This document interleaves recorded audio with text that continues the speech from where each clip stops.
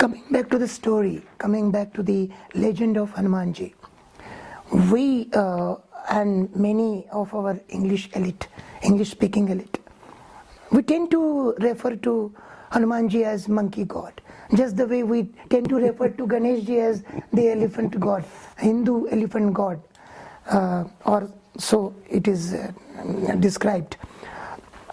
The world over, go east or west, it is the same story.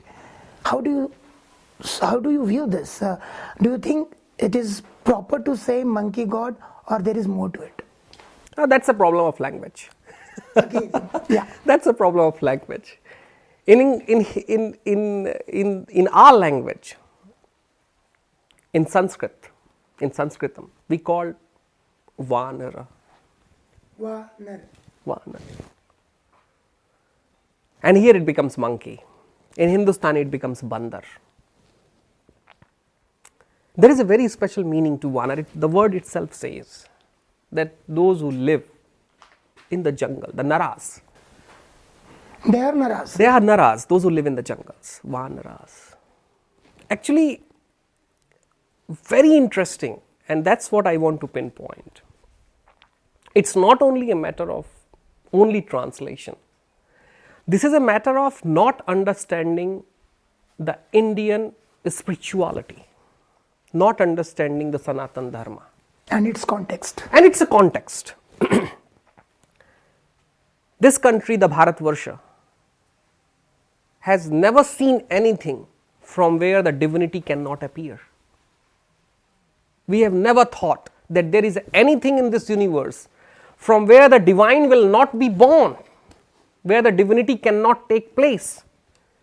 We have thought that everything that exists in this universe, the mere existence, it's divine. That's why they exist. So the divinity can take any form, any shape, any idea.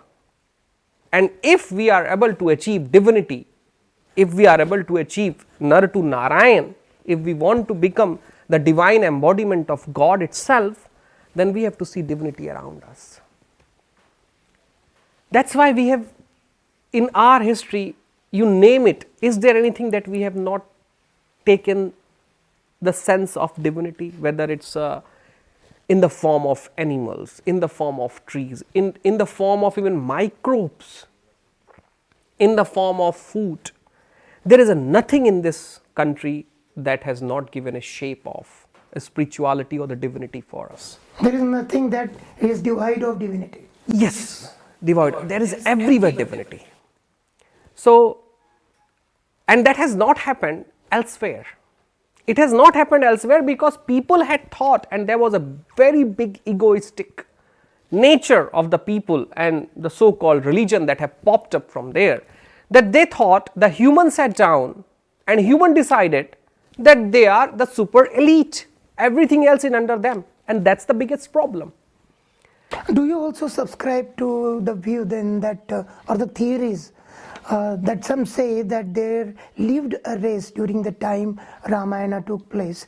There lived a race in the jungles of India who looked like monkeys rather and had tail, but they had superior quality of learning and many other qualities which the normal human beings, those existed then, didn't have. Do you subscribe to this view? I would not say if I subscribe to the view, but I must say that there is something that we must acknowledge in it. And again it brings up to the history of Sanatan Dharma.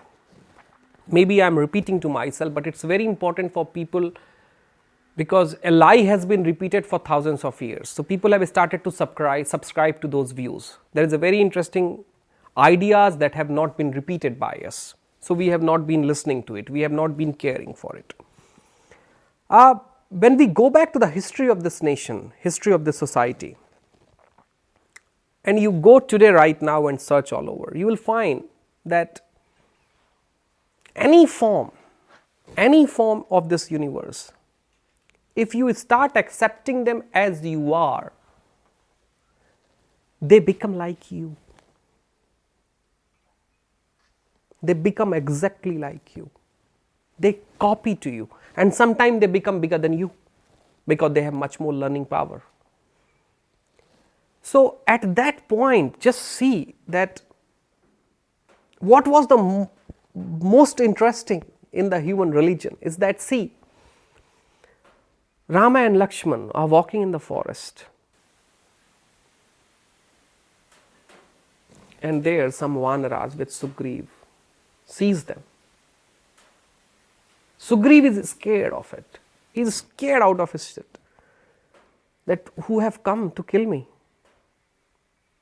Hanuman Ji, with his humility, with his namrata, with his deeper affection, he says to Sugriva, no, don't worry. I don't think so. These two gentlemen look like that they have come to kill you. They have all the dhanusha and ban. They have everything, all sorts of shastras with them, but they don't look, not for you. And he goes, he takes a human form, because Hanumanji could take any form. And he goes in the human form and he asks them in a very polite term, Pranam, what is the purpose of you two looking glorious gentlemen to come into the forest? Different story, something happens. But Hanumanji goes and sees the Sugriva, the whole Vanara Mandali, all the jivas of the forest, all the living bodies of the forest. But not for a moment Ramji thinks that they are not like me. He thinks they are like me. They are my existence. And that has not happened in any other religion. That has only happened in the religion of this country. Whichever religion was born from this country has the same sentiment. So, coming back to your question, that do I subscribe to that view? There is a whole scientific history that people can go and relate. People can go back to the science and find that 10,000 years back, humans have much more deeper connection with the animals, with the fruits, with the trees, with everything than now what we have. And that's how people were able to live in the forest without having the infight that we have right now. Now, if a bear comes here, I think many of the people will just run. But at that time when bear was coming, people didn't have the same sight and the same agony. There was a relationship. There was more harmony than conflict. More harmony than conflict. There was a relationship because people believed that they are like us. They are in a different journey, but they are like us. They are also part of divine being. And that's from where they were able to train, teach, live, learn. Hanumanji has given even to Valmiki lessons. Which country has ever thought about that? That's our humility, our humble nature, where we have subscribed, we have seen, and we believe that yes, this is true, this can happen. This has never happened in any other religion. And maybe I would look a very fundamentalist, which I have no problem. But there is a truth in it. In which of the country a sheep was trained and sheep has given the knowledge of the universe to some divine being? Has it ever happened? No. Where did an elephant, a being who was thought that this Purusha can become part of my own physical being, from where the Ganesha Ji takes root? This was only this culture, because we have never believed that there is something which is not equal to us. We have not believed in the pyramid system. That's why we didn't build the pyramids. We didn't believe in a pyramid. We didn't believe that there is a system where people are in the lower layer and then upper layer, then another upper layer. We have not believed in the classes. We believed that we are all equal. Equality was something that was intrinsic to this culture.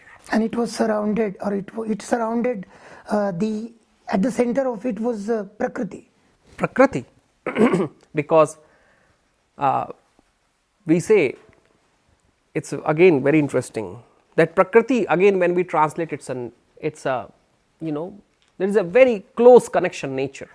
Prakriti was everything that exists.